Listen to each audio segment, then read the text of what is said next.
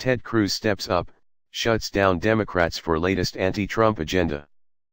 Probably one of the most frustrating things about Obamacare, outside of the fact that it was shoved down America's throat despite it being one of the most unpopular bills ever conceived by the swamp, was the individual mandate. The so-called individual mandate was called that for a good reason. You see, the Democrats know that 99% of their agenda can never be honestly discussed and its factual points of interest revealed because it knows that Americans will never agree with them. Therefore, the leftists hide their true intentions through wordplay and renaming certain phrases or literature that puts things in a bad light. The individual mandate should rightly have been called "Screw the Middle Class" on purpose because that's exactly what it does. It mandates, or forces people to obey, that they will have health care insurance and, if they do not obey, they will be taxed. You may ask, what if I refuse to pay? The little trick was to impose this tax by forcing you to pay through your tax return. Did you ever wonder why Obamacare needed 60,000 new IRS agents?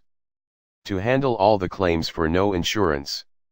Ted Cruz, a man who has shown that he is not only a champion for the people of Texas, but is an advocate for the people of America. In fact, he has gone so far as to advocate on behalf of President Trump, who is seeking the destruction of the Obamacare individual mandate as part of the new tax bill that the Congress is mulling over at a snail's pace.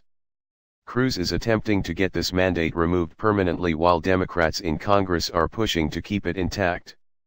Senator Ted Cruz of Texas is pushing to keep alive the idea of including a repeal of Obamacare's individual mandate in the tax overhaul plan, even as House Republicans struggle with how to address an issue that threatens to complicate the tax debate. At a news conference Tuesday, Cruz said it's vital to use the tax legislation to end the mandate that all Americans have health insurance or pay a penalty.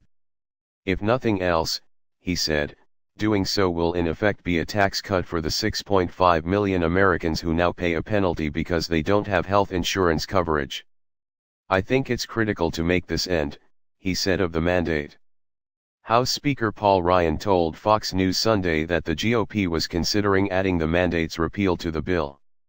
Republicans have some incentive, because doing so is estimated to raise $416 billion over a decade, which could be used to offset tax rate cuts.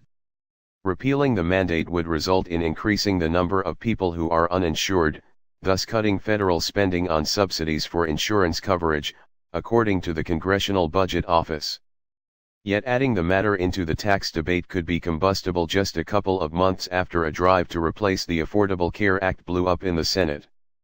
Asked about the president's position on repealing the mandate as she stood near Cruz Tuesday morning, White House Counselor Kellyanne Conway said that we respect the fact that the process is ongoing.